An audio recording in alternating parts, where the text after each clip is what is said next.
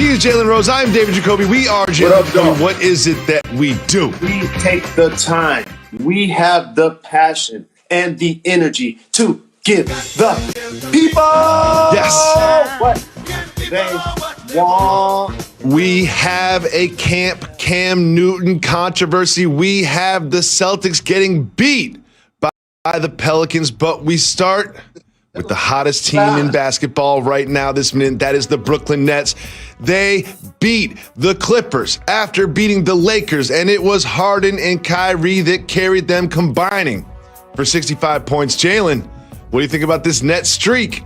Shame on you when you step through too. It's terrific to watch how Kyrie Irving, I was watching him play basketball, and I came with a new nickname for him. Kyverson. When I'm watching him, it's like a combination of Kobe Bryant and Allen Iverson. That's how he's playing right now. And when he goes to James Harden and says, I want you to be focused on the point guard responsibilities, what he's basically saying is, you worry about keeping those other guys happy, including me. Let me go out and score buckets. And that's what he's focused on doing. And it's actually been a joy to watch both of those guys tag team with KD out. It was, and it was with both Kyrie and KD out that James Harden took over to beat that Phoenix team. They beat the Warriors, they beat the Sacramento Kings, they beat the Suns, they beat the Lakers, and now they beat the Clippers. They're on a 6-game win streak, and everyone criticized their defense. Well, guess what?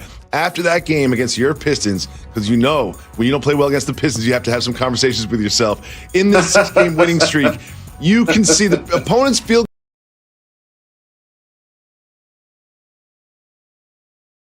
percentages are about the same, but look at the point differential, look at the steals differential, and those are the numbers, but the eye test really matches up to it too. They've committed to defense, they get key stops at the end of games, and you know what? I saw something I haven't seen in a long time, Jalen. You know what I saw? James Harden working on the defensive glass. He doesn't always get the rebound, but he's pushing people around and he's getting taps. They're putting a lot of energy onto that end of the floor, and it's really paying off. Do you agree? I definitely agree. And the one thing I still want to see that they're going to have to iron out, Jacoby, is they're still taking turns, and it's two of the dynamic three. When KD comes back, there's going to be box scores where you look up at the end of the third, and one of those guys are going to be hovering around 10 points. That's what I want to see. How they're going to distribute the wealth per se offensively when each of those guys are in the lineup. Now, Joe Harris is getting more shots. You can put Brown in to play D. You can have DeAndre Jordan catching lobs. Like, there's more opportunities for everybody. But when the big dog returns to the yard, Kevin Durant, now all of a sudden we got to redistribute the wealth. So that's what we're waiting to see, how those numbers are going to change once KD returns to the lineup.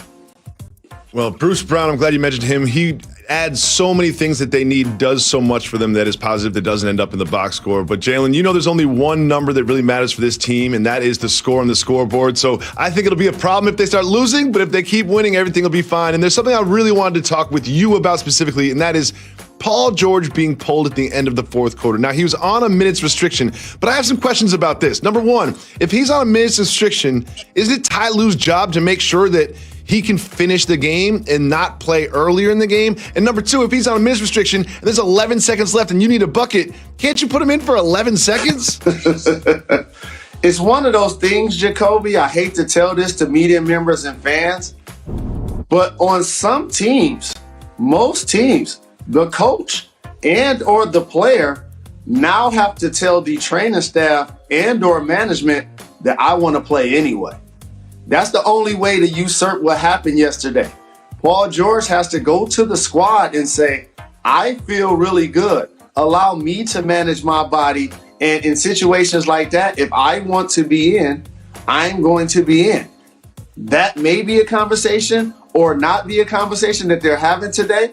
But the way it played out, if you're the coaching staff, you have to manage his minutes knowing that it may be a 4-quarter game. Now, if it goes into overtime and double overtime, you can't account for that. But you know, in a 4-quarter game, if he's going to hover around 33 minutes, you probably want to make sure he's available the last 4 or 5 of the game. Especially when he's playing as well as he did. He had 34 points in just 33 minutes. And if I was Ty Lue and I knew I only had 33 minutes of Paul George, I would take him out after he's played 28 and put him back in with 5 minutes left in the game.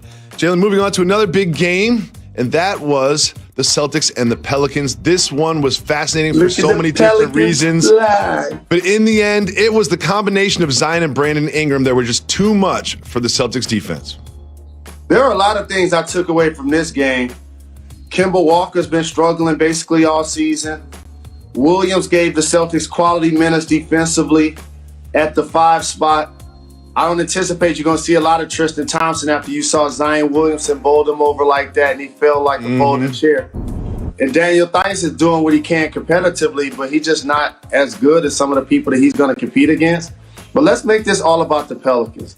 When Stan Van Gundy first took the job, people follow his track record, understand that he's going to eventually get them to compete defensively. And they're not one of the best defensive teams in the league. But the thing that he has done is feature Zion. When they want a tip ball, they're giving the ball to Zion. They're using him the way the Bucks are using Giannis. He's initiating the offense, everybody's spotting up, and he's able to make a play. And once he turns the corner, there's a reason why he scored 19 points per game in the paint, and that leads the league. He's virtually unstoppable. And when you cut him off, he has the handle. He has the skills to kick it out to Ingram, who hit the dagger and still gave me a nice 33 points in the win. Yeah, Zion had some really nice assists, and I just love the way that they're using him. He's got the ball in his hand. He's dribbling more than I've ever seen him dribble in his career thus far, and it worked out. But it is worth mentioning, the Celtics were up by 24 points in this game, and they were kind of cruising. I kind of took my eye off the TV for a while, thinking it was going to be a blowout, and then they fell apart. The Celtics certainly have some things that they need to address, as you mentioned earlier. And Jalen, we've all seen it by now. Cam Newton is at a 7v7 camp in Myrtle Beach, and this conversation happened off the internet. Cam. You're a free agent. You're a free agent. I'm rich. You're a free agent. You about to be poor. I'm rich. You about to be poor. I'm rich. You about to be poor. I'm rich. You're a free agent. I'm rich. You're a free agent. I'm rich. He's a free agent. Where's your daddy at? Let me talk to your dad. Let me talk to your dad. Where's your dad? You're a free agent. Where's your dad? It's worth mentioning a few things that follow from this. One, Cam, this young man, had another conversation that was much more cordial and mature, and this young man has gone to Twitter with a pretty lengthy apology, which is exactly what you would have expected. Your perspective on these events, Mr. Rose? He is a young man, and I'm glad he learned from his misstep, and I'm pretty sure it's going to make him a better human being because of it. But I want to focus on the interaction, and I want everybody to listen to me extremely close.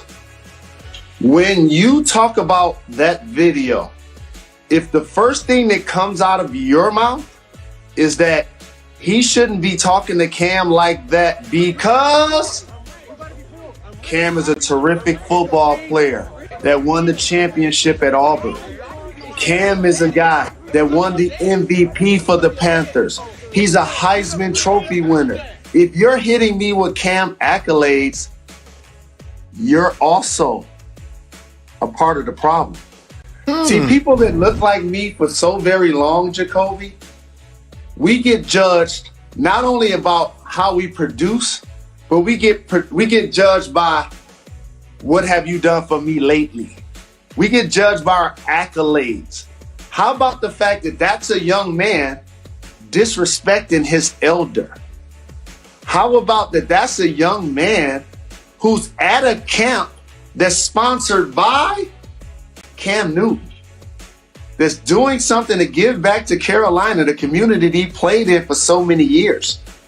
Adults garner respect. You remember there was a time when people would actually hold the door for somebody elderly or give up their chair so that they could sit down or help somebody carry a bag to the car or just be of service to someone else. Those days have now left us with social media. We now judge everybody on their accolades and how much money that they make. Young people, stop looking at us, people that look like me, and think it's only 5 successful black people. It's like LeBron, Magic, Denzel, and that's it.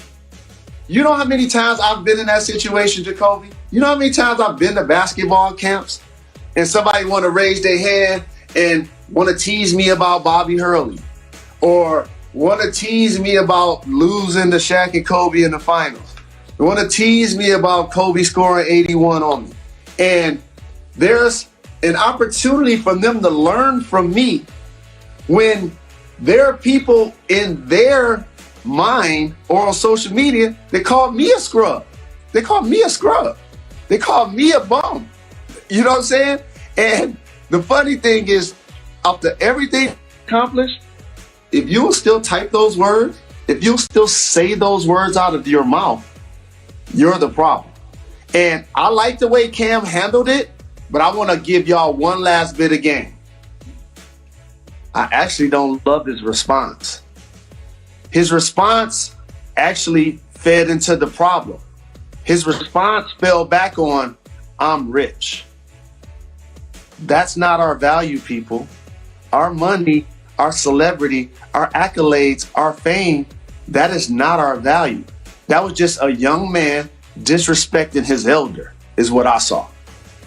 Whether it's Cam Newton or whether it's one of the other coaches or whether it's someone who works in equipment or whether it's a server at a restaurant or whoever it is, you shouldn't be talking to your elders like that. Well, Jalen, that was certainly disrespectful, but it wasn't nearly as disrespectful as this dunk from Anthony. Say, hit the brakes. If not, we will keep moving, and we will start with Deion Sanders' debut as a head coach. Hit the brakes. We're going to hit the brakes on this. His team won 53-0, but everyone's discussing what happened while he was coaching when some of his items were stolen, and he was upset about it during his press conference. Your thoughts? I would venture to say that I'm the number one fan of Deion Sanders. Not only as a player, but as a man. Jacoby, I don't know if you realize that, but that gentleman is one of my spiritual advisors. That gentleman is one of my mentors. He was somebody when I was in high school and I was in college, I played with his jersey in my locker. I idolized Deion Sanders. You see me come on this show with a Jackson State University hat on the day after he got the job. And the reason why I wanted to set the table is a few reasons. I've never told this story publicly. We're talking about the items being stolen. We're not talking about the score of the game. And his team went out and they played really well and got him his first victory. And I'm proud of him. He took a leap of faith in taking that job. And he's going to be a lead domino to a lot of black people that understand that they can go to HBCUs and still make an impact, unlike playing in the NCAA. I was at JRLA about 10 years ago, the Jalen Rose Leadership Academy, a school that I founded on the northwest side of Detroit, the neighborhood I grew up in. I walk outside one day. My car was broken into. So the first thing I think is, what should I do? I was like, I ain't gonna call insurance. I ain't gonna say nothing publicly. I'm not gonna even tell the staff. If you didn't see it, you don't know it happened. And let me give you some game of why I did that. Because when you're trying to give back to your community and something like that happens to you, it now gives somebody else outside of your community the license to judge you and your community by saying, see, he trying to help them out and look how they do him. That's why I don't try to help them out. Right now, we're talking about his items being stolen. We're not talking about the score of the game. I guarantee you, and I believe this is the second time he has some things stolen from him. If this does happen again, or if he could do it again, I don't believe he would have said it at the press conference, because there are a lot of people saying what they would have said if I acknowledged that my car got broken into at the school that I founded in my neighborhood. Well put, Mr. Rose. We obviously have one of the best dunks of the year. Keep moving or hit the brakes. Hit the brakes. It was Anthony Edwards who had a three and decided not to take the three and then did that. What did you think of this dunk? You nasty boy, you nasty. How about this example? And you know I'm really visual with these this verbiage. That is something that makes me want to call Crime Stoppers. Okay? That right there should be illegal. And when you come into the place and you take no prisoners, you don't want to leave any witnesses. And after he left that night, he even turned over the fish tank. No witnesses. That was nasty. Over the fish tank. Jalen, looks like Boogie Cousins might not be long for Houston. Keep moving or hit the brakes. Boogie's my guy, sponsor of JRLA. He will land on his feet soon. Keep it moving for now. We keep it moving. We keep it moving. Quietly, the Toronto Raptors have been turned Hit the brakes. around Hit the their brakes really season. quick. They got a big win over the Sixers. Jalen, they've been pretty hot lately. What do you think? The Raptors have gotten healthy, everyone. And they've beaten a lot of the top teams in the Eastern Conference. Nick Nurse, Fred VanVleet, this squad, Pascal Siakam, has found this groove. So when you start talking about the East, don't forget Toronto and don't forget Indiana. Remember I told you that. Jalen, Ryan Saunders is no longer the head coach of the Minnesota Timberwolves. Keep moving or hit the brakes. I'm not surprised by this. It was fortunate that he got that opportunity. I love this father flip, but he just didn't get it done. Keep it moving for now. We keep it moving. We keep it moving. We're unclear about the future of Tiger Woods and his involvement in the Masters. Keep moving or hit the brakes. Tiger Woods is a made man. He gonna play when he want to play. He gonna sit when he want to sit. Keep it moving for now. We keep it moving. We keep it moving. J.J. Watt had an interesting answer when asked why he hadn't signed with a team yet. Keep moving or hit the brakes. Hit the brakes. He was asked on Twitter why he hadn't signed with a team yet, and he said, it takes me an hour to pick a restaurant on DoorDash. Why don't you think he's taking this?